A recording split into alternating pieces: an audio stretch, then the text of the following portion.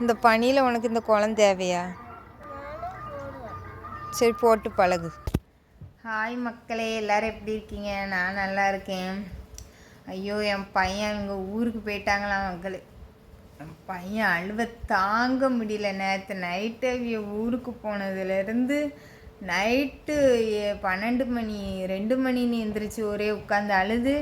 அப்புறம் விடியகாலம் என்னை தூங்க விடாமல் 5 மணிக்கே எந்திரிச்சு அழுன்னு அழுது. காலையில் ஃபுல்லாக அழுது.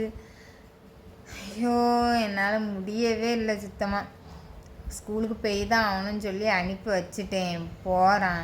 அதுவும் நாளைக்கு லீவ் போட்டுக்கலாம், இன்றைக்கி ஸ்கூலுக்கு போகணுன்னு சொல்லி அனுப்பி வச்சாச்சு மக்களே. ரொம்ப டயர்டாயிட்டு. ஏன்னா நைட்டு சுத்தமாக தூக்கமே இல்லை. இவன் ஒரே அழுதுகிட்டே தான் இருக்கான். பெருசாக அப்பாவை பிரிஞ்சு இருந்த மாதிரி தான். இதுக்கு முன்னாடிலாம் என்கிட்ட நல்லா தான் மக்களே இருந்தேன். எப்போ நான் உடம்பு சரியில்லாமல் ஆஸ்பத்திரி போனேன்னா அப்போ அவங்க அப்பா தானே பார்த்தாங்க. அப்புறம் எங்கள் வீட்டிலே எங்கள் அம்மா பார்த்தாங்க. இருந்தாலும் சரியான, அதாவது அவன் இப்படி அழுதா ஊருக்கு கூப்பிட்டு போயிடுவாவ அப்படின்னு நம்ம சுற்றலாம், ஸ்கூலுக்கு போக வேண்டாம், அந்த ஒரு காரணம்தான். அதனால் நம்மளை எந்த வகையில் ஹார்ட் பண்ணலாம் அப்படின்னு பார்த்துட்டு, உங்களை எனக்கு பிடிக்கவே பிடிக்காது, எனக்கு அப்பா தான் பிடிக்கும், அப்படி இப்படின்னு டயலாக் விட்றான். எனக்கு இன்றைக்கி சீன்னு ஆகிப்போச்சு. அன்றைக்கி வெறும் லெமன் சோறும் காலிஃப்ளவரும் தான் வறுத்து கொடுத்தேன். காலிஃப்ளவர் அன்றைக்கி வாங்கினது ஒன்று இருந்துச்சு. ரொம்ப இதாக தான் இருந்துச்சு. ஏதோ அட்ஜஸ்ட் பண்ணி கொடுத்தாச்சு. எங்கள் அம்மா எனக்காண்டி ஸ்பெஷலாக பூ கொடுத்து விட்ருக்காங்க, ஒரு ரோஸ் பூ. இதை நான் குளிச்சுட்டு மத்தியானம் சாப்பாட்டுக்கும் வீட்டுக்கு போகணுமாம்மா. எனக்கு ரொம்ப டயர்டாக இருக்குது. நான் கொஞ்சம் தூங்கலான்னு நினச்சேன். அப்புறம் வடை செஞ்சுருக்காவ காலையில். நானாக ஒன்றுமே செய்யலை. வடை செஞ்சு அதில் பசங்களுக்கு 3 வச்சு கொடுத்து விட்டுட்டேன். அப்புறம் சட்னி, அப்புறம் இட்லி சாம்பார் செஞ்சு கொடுத்துட்ருக்கேன். கேசரியும் செஞ்சுருக்கேன்னு சொன்னாவ.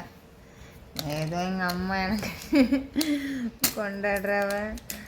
நம்மளுக்கு வாழ்க்கையை வெறுத்துன்னா கேசரி எவ்வளோ கலர்ஃபுல்லாக செஞ்சு.